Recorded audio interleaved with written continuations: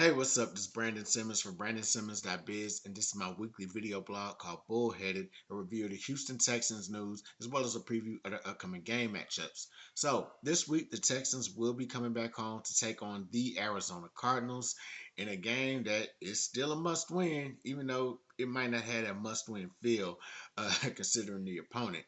But I'll get into all that in just a few minutes. Right now, I want to do a quick game recap over the Texans win over the Chiefs this past Sunday. So the Texans beat the Chiefs 20-10 Sunday Night Football. National audience stayed alive in the playoff race, mind you, and it was quite an interesting game to me. So number one, Texans defense, as they have been all year, they were actually no, actually, as they have been all year, they were great in this game as well. So one of the things that this Texans defense reminds me of, just all year, just watching these guys, is I don't know if y'all are, I don't know who's all, what ages are watching this, but if y'all remember the old Direct TV commercials when they had, the one person is like, this is such and such with Direct TV, this is such and such with cable. So the Direct TV was all cool, normal celebrity or whatever.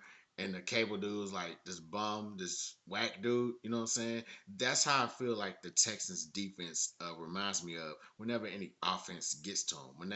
When the Texans gets an opposing offense, they put that opposing offense in a cable light. Like they just it just does not look like the same offense. In this particular case, with the Kansas City Chiefs, they did not look like the Kansas City Chiefs that we were accustomed to seeing. One catch for 8 yards for Travis Kelsey. You know what I'm saying? And I've been, watching Kelsey like all year. He's on my fantasy team or whatever. So I keep up with his numbers.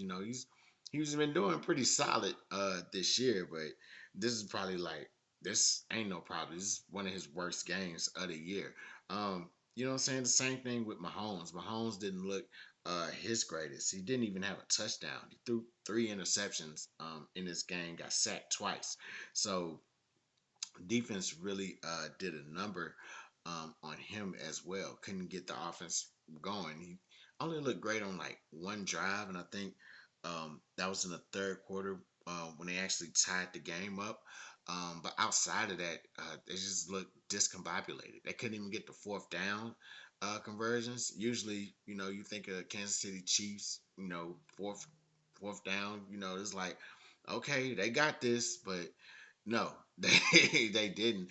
And even the fact that they had to go for the fourth downs in that particular part of the field, which is like way deep, kind of, I'm not gonna say deep in their territory, but kind of deeper than what they wanted to. It just probably showed just the desperation that was put up on this team at this point of the game, even though the game was tied. So kudos for the Texans defense for pushing that. Offensively, it was a game that I expected. Not a lot of not a big stat line for CJ. 15-31, 203 yards and a touchdown. No picks. You know what I'm saying? So really clean on that issue. Woody Marks, I thought he had a solid game. 68 yards rushing, kind of in line with what he's been doing um, for these past couple weeks. Even ran, excuse me, even ran for the third down. Uh, Even ran for the third down conversion in the fourth quarter to kind of help put the game away. So really showing that clock managing run game being effective on that end. Nick, he also yes, he also caught a touchdown in the red zone in the second quarter. Nico Collins. Another big game. 4 catches, 121 yards. Even had the catch to set up said touchdown in that red zone. Jaden Higgins, another guy that stood out. He had a couple of big plays for as far as third down conversions go.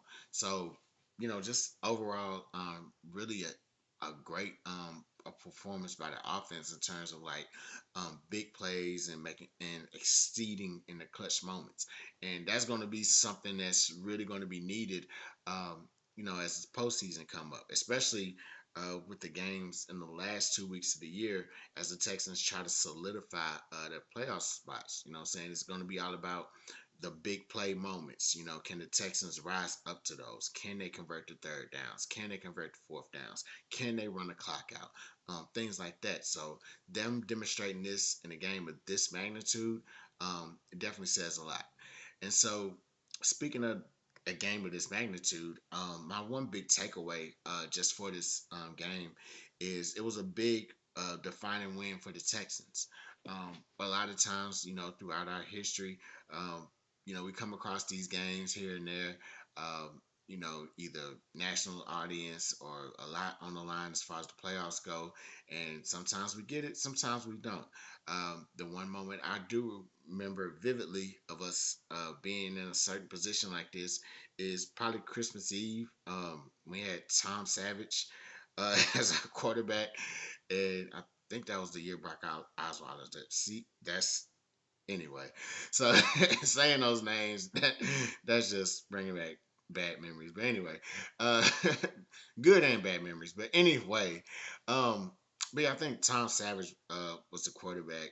We had to, when it beat the Bengals or somebody on Christmas Eve, and Fat Randy missed the field goal. So man, I'm just throwing names around to make people mad and happy at the same time. So let me move on. But the point is, this is really a defining win for the Texans for them to go into that stadium, one of the more raucous stadiums in the NFL, against one of the more heralded quarterbacks, heralded coaches, heralded offenses of the past decade, and just to be able to pull off that win, and just for that defense to really kind of just stifle them the way they did.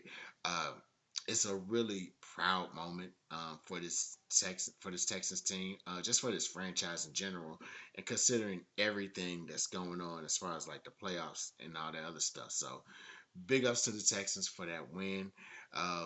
Hopefully they'll finish the season even stronger than that. And speaking of such, these next two games, going to be a little bit. Eh, Gonna be a little bit tricky.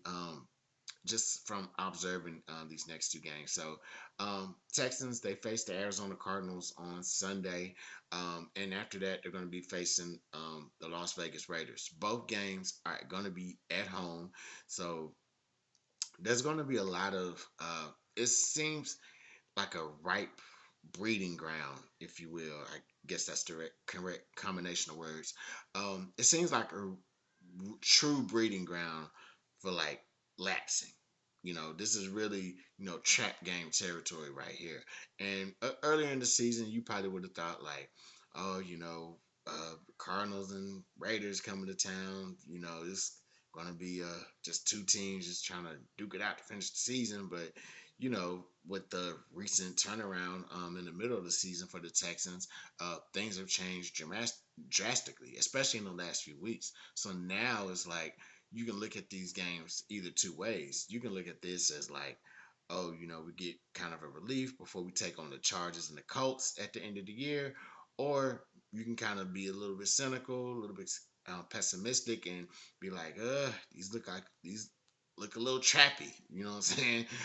Especially with the Cardinals. They just they play in the NFC West, and that's one of the more competitive divisions in football. So for their mindset, they know they have nothing to play for, and they probably want something to really kind of play for and carry on into this next season. For the Raiders, they've been done, so uh, they got whatever they got going on. And so, really, with both of these teams, you really can look at it as like this is a break before the finish. Both teams are out of the playoffs. They're trying to figure out what's their next moves are as far as like getting into the off season. So they're probably going to be evaluating like what they have now and what they probably need to get rid of when the off season comes around. You know what I'm saying? So they can be better prepared for next year, so they don't be in this situation. So that's the way I see it right now. It looks like a break before the finish. You know what I'm saying? Just facing the Cardinals and the Raiders. However, with low expectations, that can be tricky as always. And even with the Texans, we've been in situations where we've been, the trap game opponent. We, had the bigger opponent come in to face us, and they probably want to take us lightly, and we just kind of upended them. You know what I'm saying? So um, it can be real, real tricky. With these two games, especially knowing that the last two games of the season can very much determine, where our playoff hopes are gonna land, whether it's gonna be in the playoffs or out of the playoffs. You know what I'm saying? And I'm even saying that as even thinking about what the Indianapolis Colts are going through. Um, because them losing Daniel Jones for the year, who's really kind of helped turn this team around, who's been instrumental in bringing this and putting this team in the position that they are, and then they have to turn around and go to practice squad quarterbacks, backup, unproven backup quarterbacks, in addition to signing Philip Rivers off the street. You know what I'm saying? It's going to be real tough for them to really you know what I'm saying? It's really going to be tough for them to kind of hold on to that playoff spot or even make their way back into the playoffs, but if you will. But yeah, but for them, if things just kind of fall a certain way in place for them uh, within these next 2 or 3 weeks, you know what I'm saying? Things can really just um, things can really just look up for them, and they can find themselves back in a position to really just kind of beat us for the postseason. So it's going to be real imperative for us to stay on our P's and Q's in these next two games. There are going to be low expectations for these opponents because their season is pretty much done.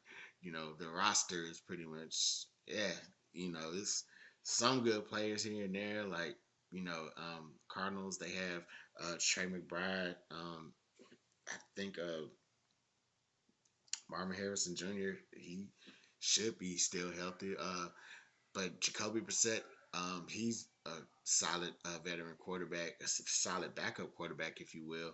Um, as far as the Raiders, they got Ashton Gentry.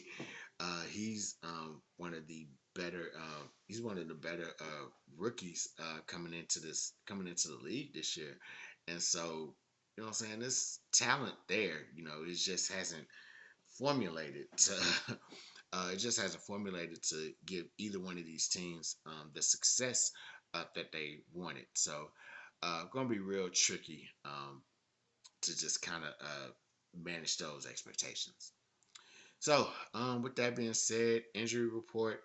Um, I looked at it earlier today. Say it looked like Nick Chubb. Nick Chubb had a couple of DNPs as well as Kamari Lassiter for the past 2 days. Today's injury report showed him as limited practice, so both of those guys are questionable. Um, it's going to be real interesting to see like what happens to them when the game comes around. I feel like they're going to play. If this game gets out of hand, they're likely going to be taking a back seat, especially Chubb.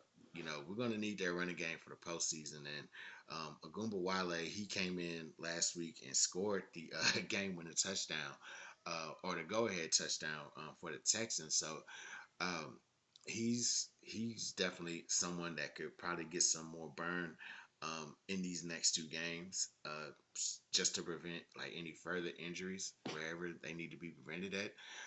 Kamari Lassiter, I can kind of see him like probably taking a little bit of a back seat as well if things get out of hand. He's really an important piece to this offense, and so yeah, I think he had a pick in this game as well to close things out. So definitely I'm going to be looking for where did I put that at? So yeah, I had it somewhere, probably fourth quarter, but yeah, definitely going to be but yeah, definitely going to be keeping an eye on these two as far as injuries go in this game. So, with that being said, it is time to get into the game preview. So, Texans will be taking on the. Don't close it out. There we go. All right. Sorry, my computer is slow. Anyway, Texans are going to be taking on. There we go. Yeah, Texans are going to be taking on the Arizona Cardinals this Sunday. Uh, Huge game for the Texans because right now they're in the seventh seed. They win this game, they're going to keep pace with the Jacksonville Jaguars, who currently lead the division. And depending on what the Colts do, they might be able to put some space in between them and the Indianapolis Colts, who are currently sitting outside of the playoffs right now. So for the Texans, they have to go in and they have to win this game. Uh, Sounds easy, and it should be easy, but like I just explained, these low expectations can be really tricky. Having the Arizona Cardinals come in after beating the Kansas City Chiefs at home, and excuse me, beating the Kansas City Chiefs in their home on a national TV audience. Um, the high from that, despite the Chiefs record, the high from that, uh, it can be lingering. You know what I'm saying? So um, it's gonna be real. It's gonna be real track gameish uh, in this particular game this Sunday. So here's a few things that the Texans can do to just really just come away with a win in this game. So number one, Texans can expound Jaden Higgins' role. So Jaden Higgins, as I mentioned, he had a couple of big plays on third down, converting or making third down conversions. He's been coming along, in the last couple of weeks. And all the receivers have been healthy: Nico Collins, Christian Kirk. But I've been seeing a lot more targets being fed to him. I would say continue to keep feeding him some more.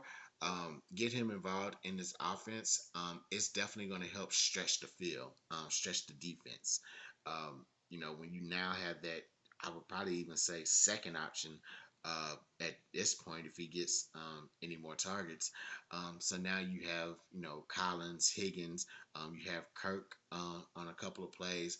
Hutchinson, he's been getting quite a bit of targets over these last few weeks as well. So I would definitely say get Higgins involved, make him a piece that was going to help stretch this defense and get them all over the field and just provide another option to distribute the ball.